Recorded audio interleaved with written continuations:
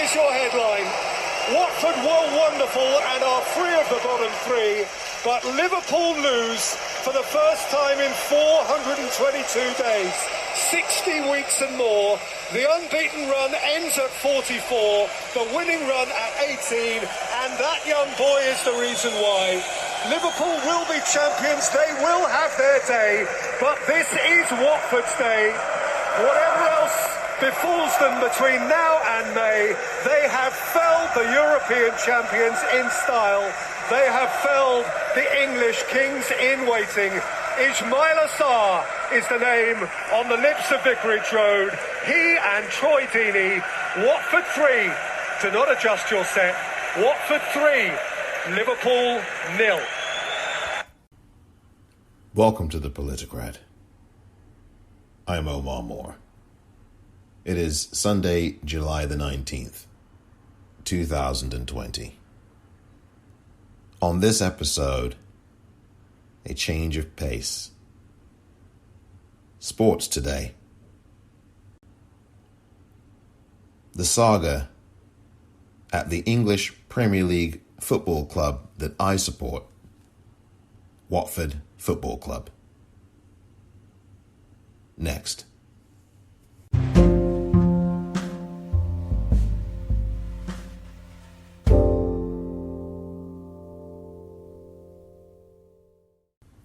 I actually wanted to depart from the topics I usually talk about. Just for this day, at least maybe for this day, but this was not what I was going to talk about today. This was not going to be what I was going to talk about. This was not going to be it. But Watford Football Club, Gino Pozzo, has sacked another manager. Nigel Pearson, gone. At the moment, Hayden Mullins is the manager who is going to reassume the role of caretaker manager for the second time this season. That is what we are hearing from a lot of published reports in the British sporting press. And as of right now, still no official word from the Watford brass, from Watford Football Club. Nothing. And I dare say that these final two games of this Premier League season, and I still think Watford are going to stay up, despite all these results. I've been saying it all season long, that Watford were going to stay in the Premier League. Right now, they are 17th. You have to finish in one of those first 17 spots. Watford are in the 17th spot. They cannot afford to go any lower than that, because if they do, if they finish 18th, 19th, or 20th, they're gone. Watford were in 20th place for the first 5 months of this season. 5 or 6 months. When they had their final game before the lockdown, before the coronavirus started, at least really began to hit this part of the world, they were 17th. They have been in 17th. They went up to 16th briefly. Then they went back down to 17th. And they are right now in 17th place. A 3-point lead over the 18th place team, Bournemouth. Bournemouth lost today by a score of 2-0 at home to Southampton, which is really a letdown. Now, if Watford play on Tuesday against Manchester City, as I said, their next opponent in the Premier League, Manchester City. Manchester City lost their FA Cup semi-final game yesterday to Arsenal, who Watford will also play. You cannot script this. Watford must have watched that semi-final in the FA Cup last night between the holders, Manchester City, who thrashed Watford 6-0 last season in that cup final, and Arsenal, the team that Watford will be playing after Manchester City in the Premier League. This is just incredible. The final 2 games for Watford's Premier League season this season are Manchester City on Tuesday, and then a week from today, next Sunday, Arsenal. At Arsenal.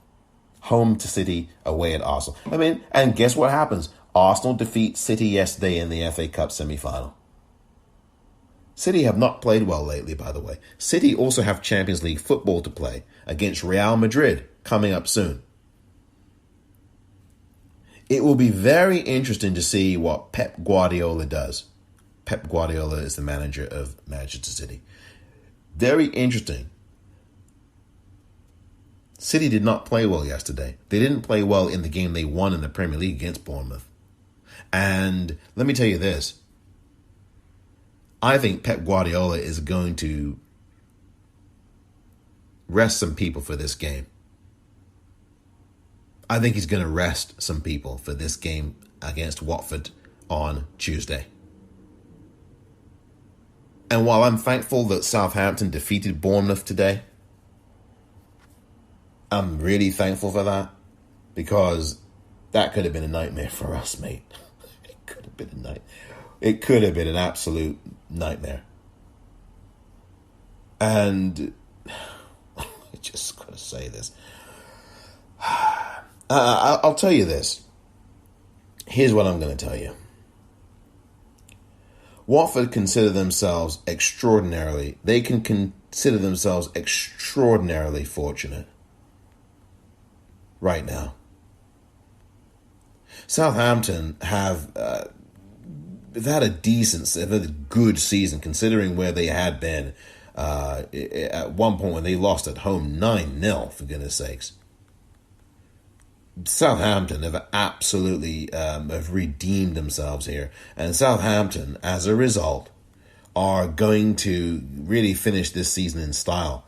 And I'm glad that they won today. It means so much that for Watford that they did. But the problem is Watford now have to then work on the pitch with a mentality that says we're going to come out here and win. We're going to come out here and give a good performance. If Watford get 1 point, if they are fortunate enough to get a point on Tuesday at home against Manchester City, Bournemouth will be relegated. Watford will have taken a small step towards safety. I think that they need, I've said this for about a month now, plus, that Watford will need at least 36 points here. 36 points should do it for them. Right now, as it stands, Aston Villa on 31 points. Norwich City in 20th spot. They're down. They're already relegated. Aston Villa play Arsenal next. Would you believe? We'll see what kind of mindset Arsenal have for that game, having won in the FA Cup. Because that Arsenal game against Aston Villa during the week, I think it's Tuesday or Wednesday. I think it's Wednesday. That game could be for FA Cup places. So maybe the players are going to give their all at Arsenal for that, because it could be for places in the FA Cup final. So they're going to have a spring in their step against Aston Villa. And then you got Bournemouth also on 31 points. But Bournemouth now, goal difference minus 27. Watford's goal difference. I'm not going to explain that for people who don't really know football or don't understand it, but those of you who do know football know what I'm talking about. Watford minus 23, which is a plus 4 for Watford. 34 points. If Watford win against Manchester City, in the unlikely event that happens, and I thought that they wouldn't beat Liverpool back in February, and look what they did. If Watford were to beat Manchester City on Tuesday, Watford would be safe. They would be safe. And what you'd have is a almost certain relegation for, well, you'd have a relegation for Bournemouth, and you'd have a relegation for Aston Villa, most likely. But we'll see what happens. But Nigel Pearson will not be on the touchline for Watford, and I don't know why. I don't understand it. I really don't understand it. It makes no sense to me. It makes no sense. Was it that Pearson called them passengers? Was that why Gino Pozzo got rid of him? Was it the way Pearson dealt with the whole coronavirus party fiasco with Andre Gray holding a party? Were they upset that Nigel Pearson disciplined Andre Gray and Nathaniel Chalobah and Domingos Quina? These are all players at Watford. Did Gino get upset? What is the Watford board up to? What are they playing at here? What are they playing at? I for the life of me, I don't understand what they're playing at. Why are you getting rid of Nigel Pearson with 2 games to play? This is the manager that has got you out of this mire. He got you out of the bottom 3. Why are you sacking him with 2 games to play? These are the 2 games you need him for. Manchester City, Arsenal. These are the 2 games you need Pearson for. I don't understand this at all. And I'm guaranteeing you the majority of Watford fans around the world do not understand why Gino Pozzo has made this decision. Now, again, it's not been, at the time I'm recording this, it has not been made official. But I guarantee it will be made official between now and Tuesday. I really do not understand why they're doing this now. There must have been something going on behind the scenes between Pearson and the upper management and the board. Because again, there were some comments that Pearson made a couple of games ago, and I pointed to this on Twitter. And he mentioned upper management. He mentioned management. And it seemed like it was a jab through the press. It was very subtle. Unfortunately, I put the wrong video clip on my tweet and deleted the wrong clip, because the clip I deleted had them mentioning management. And I'm telling you, something was going on with Pearson and this board. I'm telling you. You cannot tell me that because of Project Restart, really? Project Restart and their poor form was why you let him go? That cannot be the reason. I mean, it could be the reason, but I don't think it's the reason. There's other stuff going on. And he called the team passengers. Now, to call your club passengers publicly, I mean, even if that's true, and I would say that, yeah, the game against West Ham on Friday, true, they lost 3-1. They were down 3-0 in the first 25 minutes or so, whatever it was, first half hour, first 40 minutes, I don't know. But they were down 2-0 in the first 20 minutes, 15. But to lose 3-1 and then have your manager publicly call you passengers? I don't know, did Pearson want out? Did he want out? Did by calling them passengers, did that mean that he was done with them? Did the players and the manager have a falling out? Did they stop playing for him? Or was it really the fact that they had 3 months off? Their heads definitely have not been there.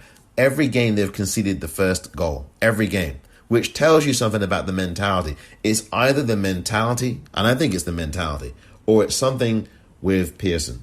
And I don't think it's Pearson's fault. This is not Pearson's fault. And that's why I think this was an absolute disgrace. I do not know what Gino Pozzo's playing at here. There's issues with recruitment. There's issues with the way that they are. There was issues with the medical staff. That has obviously improved somewhat.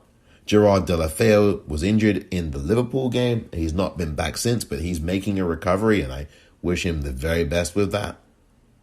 But what I am really concerned about here is the wisdom of sacking a manager when you are 3 points clear and now a +4 goal difference clear of the first relegation spot.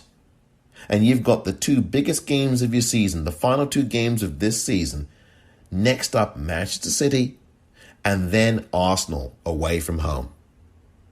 Why would you get rid of Nigel Pearson in that spot? A few days earlier, he managed the team to a 2-1 victory against Newcastle. A few days before that, he managed the team to a 2-1 win over Norwich. Okay, Norwich were already down. They were basically relegated, okay? Norwich had been down since January, okay? It was clear that Norwich were going to have a really rough time of it. And they're down. But the wisdom of you're not in the bottom three at the moment. You are in 17th place. And with a 3-point cushion. And one of those teams in the bottom three has only one more game to play. And they're playing it away at Everton. The other team, Aston Villa, has 2 games left. Home against Arsenal, away at West Ham. And I think that game's going to go a long way, that final game of the season, to deciding what happens with 3 clubs, Watford, Aston Villa, and Bournemouth. Watford will have to put on an inspired performance on Tuesday. Do you think that they have it in them to do that? It is still in Watford's hands. If you change jobs 5 times in 10 months, like Watford have done with their managers pretty much, except for you could make an exception for Hayden Mullins because he wasn't really the manager, he was a caretaker. But if you change managers 4 different times, 3 different times in the space of 10 months, if you change jobs in 3 different, if you ran a company and you had to change the manager 3 different times at your company, in the space of 10 months, what do you think that says about your organization? What do you think people would think about your organization if you had to do that? Wouldn't that give them pause? They'd think that your recruiting wasn't right. They'd think that your structure wasn't right. They'd think that your approach was not correct. And don't you think that would destabilize your organization, changing the manager of your company 3 different times, 4 different times in the space of 10 months? Wouldn't that give people on the outside pause to worry and think that maybe you don't know what on earth you're doing?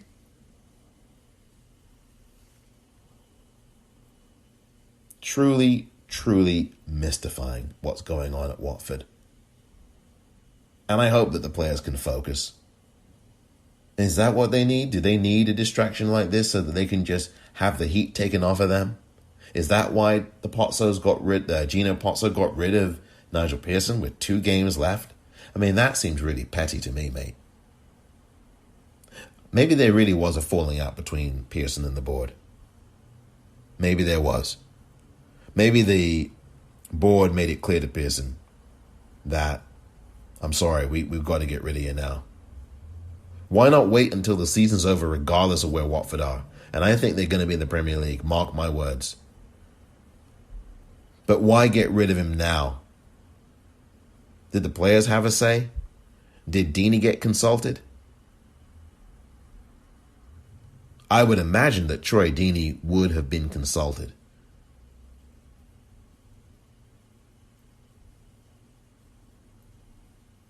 I'm telling you, there's something else going on here.